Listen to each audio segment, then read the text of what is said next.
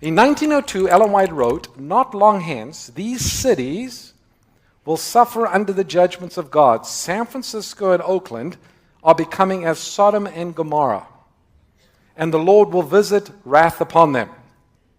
Then on April 16, 1906, Ellen White wrote, "During a vision of the night, I stood on an immense from which I could see houses shaken like a reed in the wind.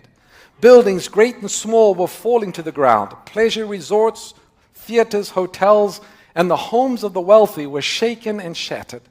Many lives were blotted out of existence, and the air was filled with shrieks of the injured and the terrified." 2 days later, April the 18th, 1906, a massive earthquake shook San Francisco and Oakland. More than 490 city blocks were destroyed, 800 people were killed, more than 1,500 people were injured, and between 225 and 256,000 people were left homeless.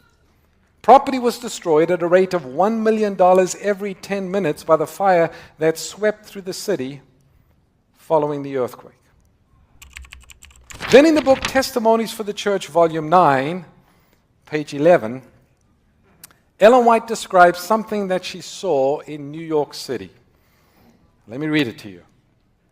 She said, "On one occasion, when in New York City, I was in the night season called upon to behold buildings," she uses the word plural, buildings, "rising story after story towards heaven. These buildings were warranted to be fireproof, and they were erected to glorify their owners and their builders. Higher and still higher these buildings rose, and in them the most costly material was used. The scene that next passed before me was an alarm of fire. Men looked at the lofty, supposedly fireproof buildings and said, 'They are perfectly safe.'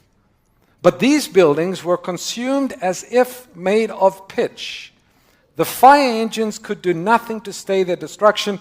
The firemen were unable to operate their engines." Now, you probably remember where you were on that Tuesday morning. I was pastoring a church in Missouri. I was at the church, and my wife gave me a call.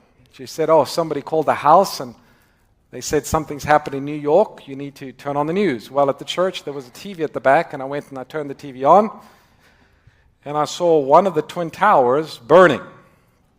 And I heard the report about an airplane that had come and struck one of the buildings. And of course, at the time, everyone thought it was an accident, and all the newscast was there and was focusing on this. And when I saw that happening, I remembered the statement written by Ellen White.